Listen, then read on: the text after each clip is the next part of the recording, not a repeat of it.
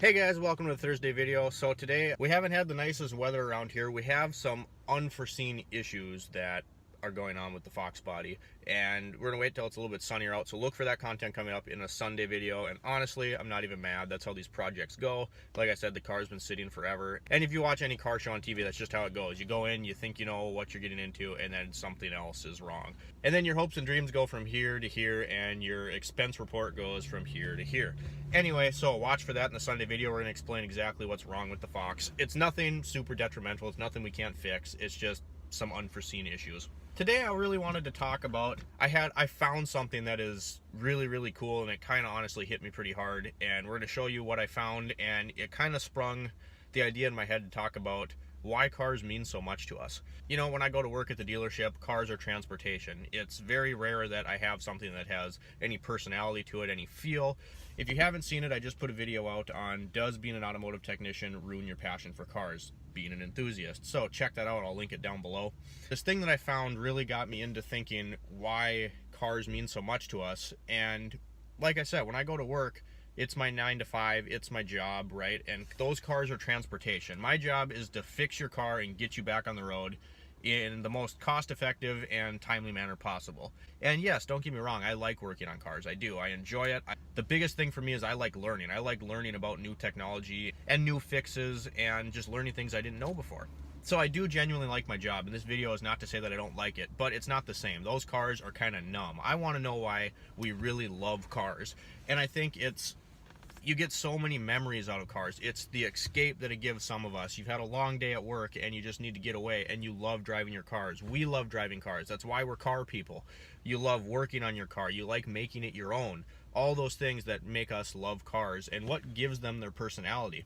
And I think a lot of it is the memories that we associate with those cars. For example, why do I like 80s and early 90s Mazda pickups? It was my first vehicle that I bought with my own money. I just have a lot of good memories in those, and so every time I get in one, all those memories just come flooding back to me, and it's just a good time. I love those things because of the experiences that I've had with them, good and bad. Looking back at some of the bad experiences, the first couple I had were really rough, and they die all the time and leave me stranded quite frequently. One time I had a wheel fly off. That was great. For a lot of us though, cars are more than just getting from point A to point B. We have a sense of connection to our car, and there's a very emotional side to the automotive enthusiast community that all of us have grown to love and be frustrated by.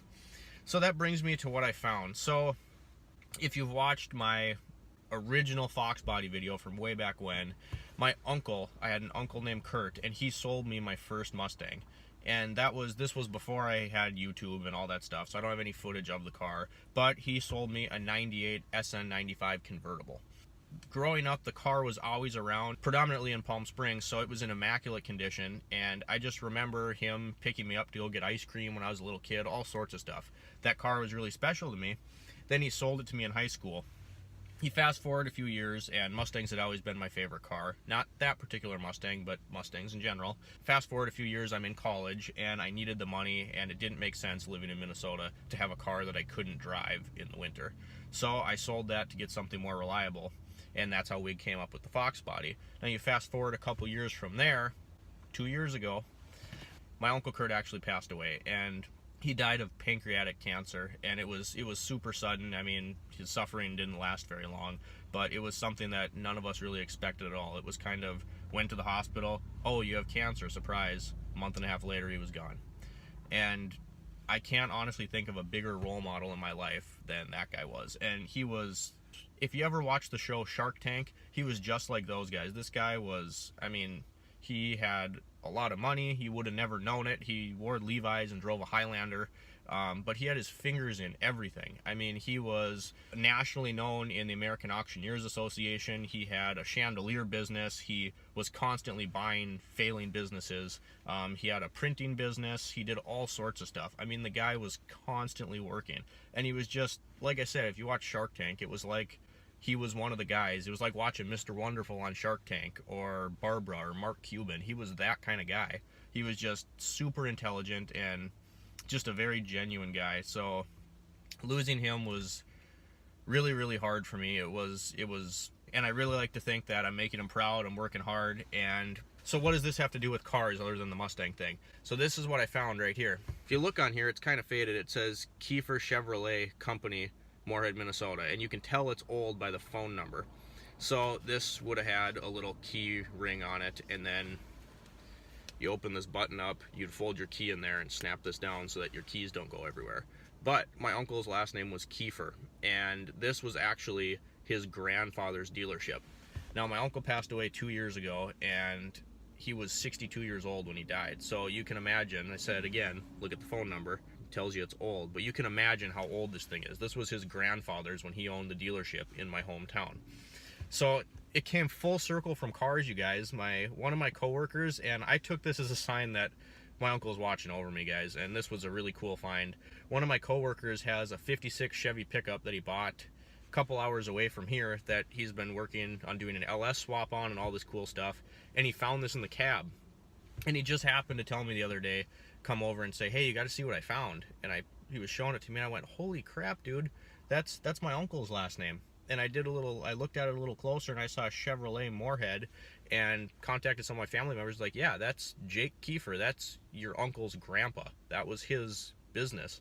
And I went and told him about him, like, holy crap, this dealership was in my family at one point in time, and he gave it to me. And if he was never into cars, if he wasn't a gearhead, if he wouldn't have purchased that 56 pickup to do his whole hot rod thing on, I would have never had this. And this thing came full circle all the way back to the area here. It just really made me think of him, and it reminded me why we got into cars, why we love cars. They have so much to give us. They have so many memories that can be made in them, and so many different experiences, so many firsts. I mean, when you first learn how to work on one, let's say you first drift, you first race, you first tear a motor down, all of that stuff, and it just really becomes something that's personal to us. And so I think the line should never be blurred between automotive repair and the enthusiast type community. I hope I never come to a point where I lose the personal side of automotive, the part that got me into it, the thing that got me started in automotive repair and just got me started in cars. It's my passion. I love cars. I really do. This is something that kind of tells me that I'm never going to lose that passion for cars. Things come full circle, things happen for a reason, and I just thought this was really cool, and I wanted to share it with you guys. So this is something I'm going to be hanging on to. I'll probably dangle it up from my mirror. I always want that with me because it reminds me of my uncle, and like I said, he was one of my biggest role models, and it's been tough to not be around him, but little stuff like this happen, and it just kind of makes me think that he's watching over me. So thanks a lot, you guys. I hope you appreciated this little car story. Comment, like, subscribe. We upload every Sunday, Monday, and Thursday. Thanks for watching, guys. I appreciate each and every one of you, and thanks for letting me tell my story. See you next time.